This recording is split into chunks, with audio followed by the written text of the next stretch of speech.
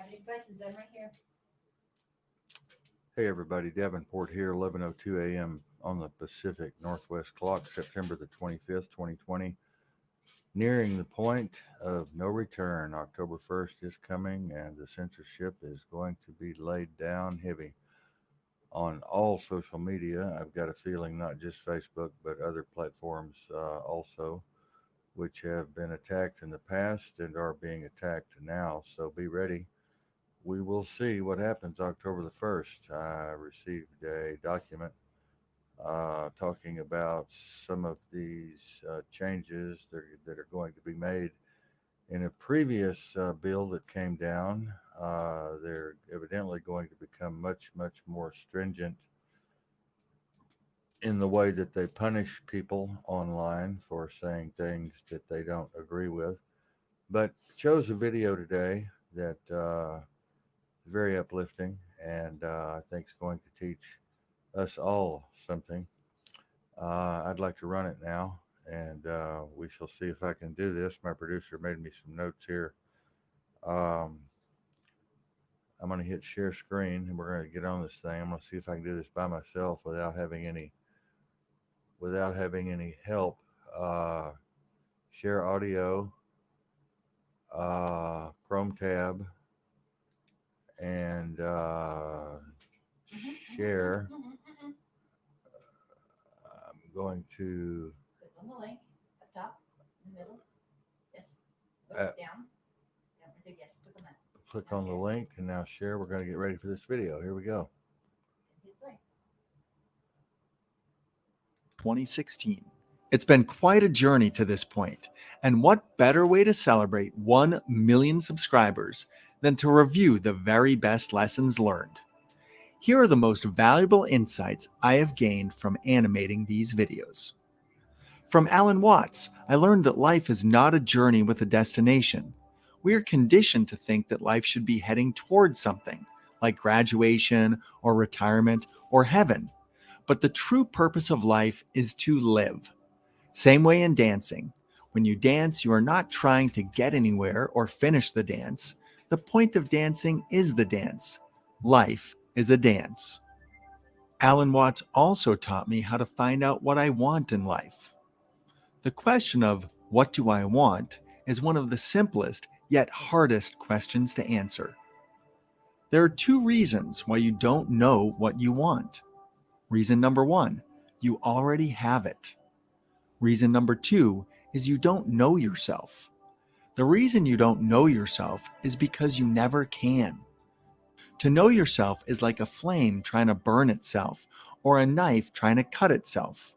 Once you understand this, you will cease to cling to yourself. You will reach a state of desirelessness. You won't try to control things, and you will discover an endless access of power from within. On the same note, Jordan Peterson teaches that taking responsibility is the key to fulfillment. The more responsibility you accept, the more meaningful your life will be. If you go around pointing the finger and blaming others for problems, then you will always be a victim. The life of a victim is a sad, weak existence, always at the mercy of external forces. However, if you accept responsibility for everything, then you will find meaning in everything. Take responsibility and pursue purpose. Do not pursue short-term happiness. Pursue a life worth living. Tony Robbins says, "Life does not happen to you, it happens for you." This quote means that the way we choose to see things will shape our reality. 5% of life is what happens, and 95% of life is how you choose to react. Maybe you fall and break your ankle. This event might seem bad, but maybe this event leads you to write a book on physical therapy for ankle injuries and you become a millionaire. There are many events in life we cannot control, but we can control how we choose to see these events. David Foster Wallace says, "Everybody worships. The only choice we get in life is what to worship." If you worship money and things, if they are where you tap real meaning in life, then you will never have enough, never feel you have enough. It's the truth. Worship your body and beauty and sexual allure, and you will always feel ugly. And when time and age start showing, you will die a million deaths before they finally grieve you. Worship power, you will end up feeling weak and afraid, and you will need ever more power over others to numb your own fear. Worship your intellect, being seen as smart, you will end up feeling stupid, a fraud, always on the verge of being found out. But the insidious thing about these forms of worship is not that they're evil or sinful, it's that they're unconscious. From Eckhart Tolle, I learned how to tap into a higher consciousness by being present. In life, discomfort is inevitable, but suffering is a choice. Suffering comes from our fearful thoughts of the future or painful memories of the past. Suffering does not live in the present moment. So if you are present, truly present, then you will be free from all suffering. The secret to being present is to detach your true self from your thinking mind, which stems from the ego. Eckhart Tolle says, "The beginning of freedom is the realization that you are not the thinker. The moment you start watching the thinker, a higher level of consciousness becomes activated. You then begin to realize there is a vast realm of intelligence beyond thought. That thought is only a tiny aspect of that intelligence.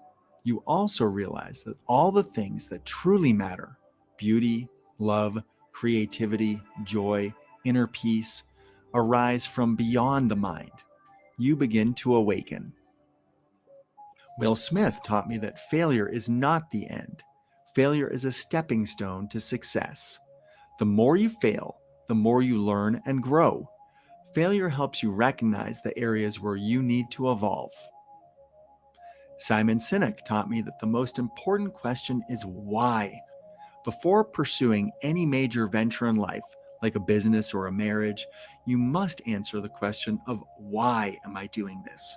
Understand the why before any other question. From Joe Rogan, I learned how to stay motivated. It's all about momentum. If you start something today, where will it be in a year? 2 years? 10 years? If you focus energy on something, you will gain momentum towards that goal. If you haven't worked out in 3 years, just doing 10 push-ups will start to roll the momentum in a better direction. The next day, you do 20 push-ups, then 30, and soon that momentum is an unstoppable force hurling in a positive direction. From Graham Hancock and Randall Carlson, I learned the importance of understanding the mysteries of our past. We are a species with amnesia. We have forgotten our origin. If we find out where we came from, we will understand why we are here and where we are going. Elon Musk says we must build a future that inspires us. We should pursue a path that makes us excited to get out of bed in the morning. Joseph Campbell taught me that the best ideas are often misunderstood because they transcend words. In the movie Gladiator, Marcus Aurelius wistfully reminisces, "There was a dream that was Rome. You could only whisper it. Anything more than a whisper and it would vanish." Meaning that a sacred idea is fragile in its infancy. It often gets met with resistance. When you come across an idea that truly inspires you and ignites your passion, do not let this resistance derail you. If you have a dream, go for it. Chase that intuition and don't worry about explaining it to those who won't understand.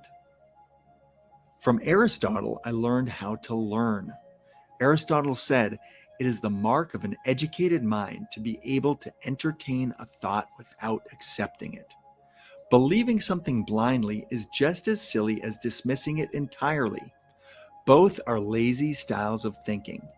Each question you have is like a rabbit hole that leads to new understanding and perspectives. Education does not stop when school gets out. Learning is a lifelong process, so stay curious and never stop questioning things.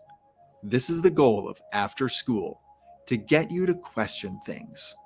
The ideas on this channel may seem scattered, but there is a common thread that runs through them all. The mission of After School is to enhance profound ideas with art. Thank you for all the support. I wish you way more than luck.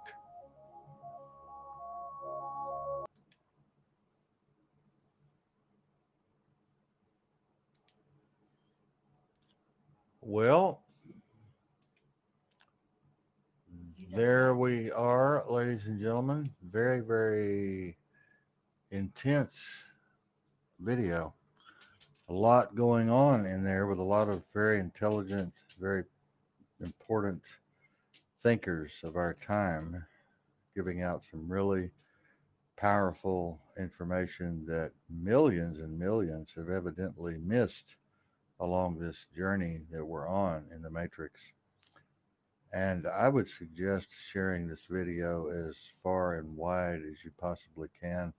Maybe two or three might pick up on something and actually have a good idea and actually realize that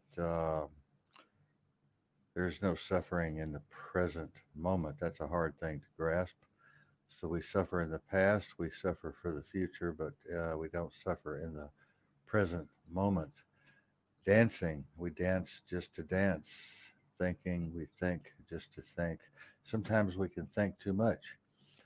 Our thoughts need to be quilled, need to be relaxed, need to be chilled, need to be bridled back, need to be placed under control of the thinker thinking about the thinking.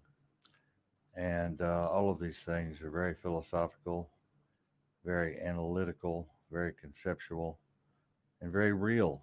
And some of the best information that I've come across in a long, long time. This is why I like after school a lot. But yeah, share this video and prove to me that this thing really works. I don't see anybody here. Going to ask my producer again, where are all these people? We've 7.5 billion people on the planet, and I don't see a soul here. I don't see a soul here. I'm going to talk to StreamYard and try to get my money back on this piece of junk. But I would like to see a couple people here out of 7.5, 7.8 billion people on the planet. I would love to see a couple here. Um, yeah, well, there's Jen. Jen, that's right. Only the present moment contains life. It necessarily contains life, but it contains the past and the present and the future all mixed into one linear timeline in third dimension. And if we remove time as the fourth element, we're back to the third dimension of the present space-time continuum. And so be it. There it is, the present moment. Very hard to get to these types of conscious levels, though, without a tremendous amount of concentration and meditation and thinking and non-thinking also. Not just thinking, but non-thinking. I was lying in there last night in my bed trying to non-think. It's a very difficult thing to do. I tried lots of different experiments along the way in my cerebral cortex in my journey to try to unthink, to try to not think, to try to bridle back my thinking. And at first, it just revs it up faster and faster and faster. And then you start to learn to work with it. And after a while, you start to be able to have these moments of silence where you can actually unthink, which is a beautiful, beautiful thing. And then you slip into a higher state of consciousness where thoughts, at least this particular world, reality, illusion, thoughts don't exist, but other thoughts come into your head from other places, other worldly places, other worldly dimensions, space-time continuums.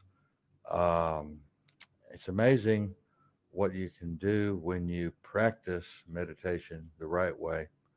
It's amazing what you can do when you practice concentration and focus the right way. And it's amazing when you can realize that you are not necessarily your thoughts. A lot to be said, a lot to be learned, and a lot to be discussed on the show tonight. Hopefully, we will talk about some of these very important things. You know, it's my goal to have 1 million fans on my radio station. And we're moving faster and faster. We're growing faster and faster. We're moving along the journey very carefully.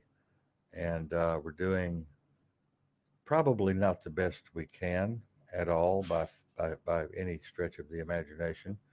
We could do a lot better, and we are trying, and we are going to continue to try to do a lot better.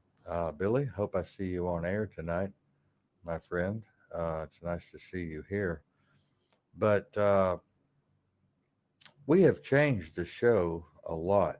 We have stopped talking about history and the Constitution and the Bill of Rights, and we have stopped talking about the Federal Reserve so much and the Council on Foreign Relations and the United Nations, although I have written some articles recently about that. We're trying to move toward the esoteric wisdom, the occult knowledge, the metaphysical, the conceptual, the philosophical. We're trying to move toward a higher state of consciousness within the show.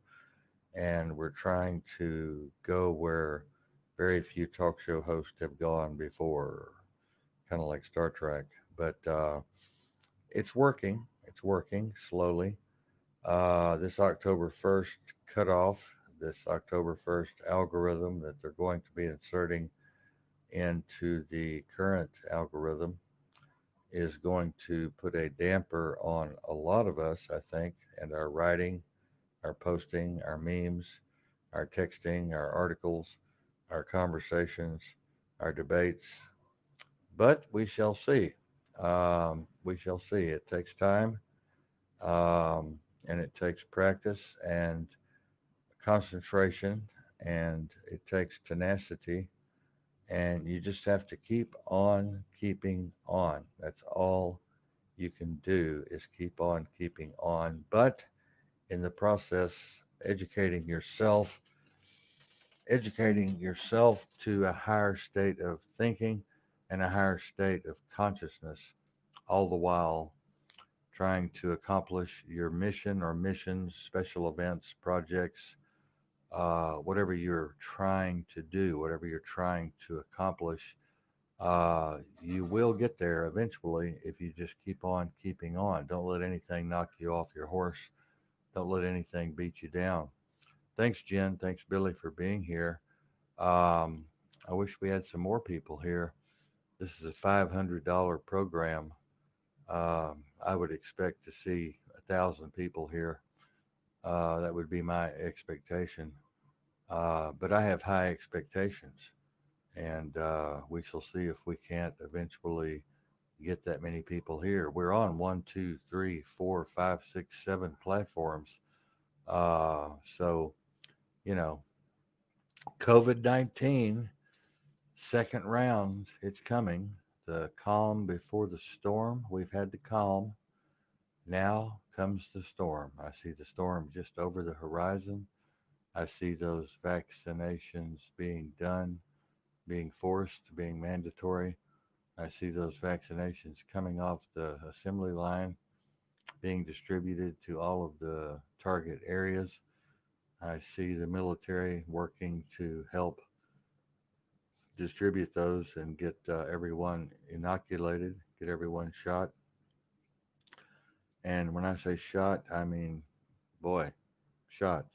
People could get shot. We're going to see a few people get shot, I think, with buckshot. So let's uh, let's let's hope for the best and expect the worst, because we're dealing with children here. You're going to be coming in, dealing with people's privacy, invading people's privacy. You're going to be invading people's children. You're going to be overriding what people think, what people believe, and going to be coming down hard on these so-called conspiracy theorists. I consider myself a conspiracy analyst and a realist and a humanist, and we'll just leave it at that. But the storm is coming over the horizon, ladies and gentlemen. I want you to know that the storm is coming. This game is not over by any stretch of the imagination. The New World Order doesn't lay down, it never sleeps. And We do. At least some of you do.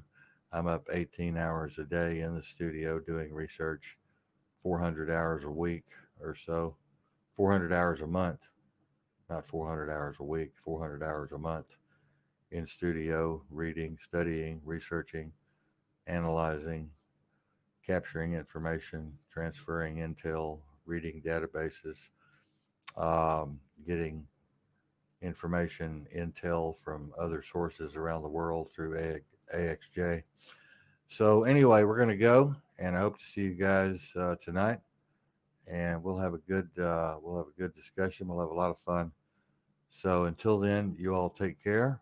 I love you lots, and please share this video, and let's see how far we can sling it out there into the emptiness of space, time. Take care. Bye bye.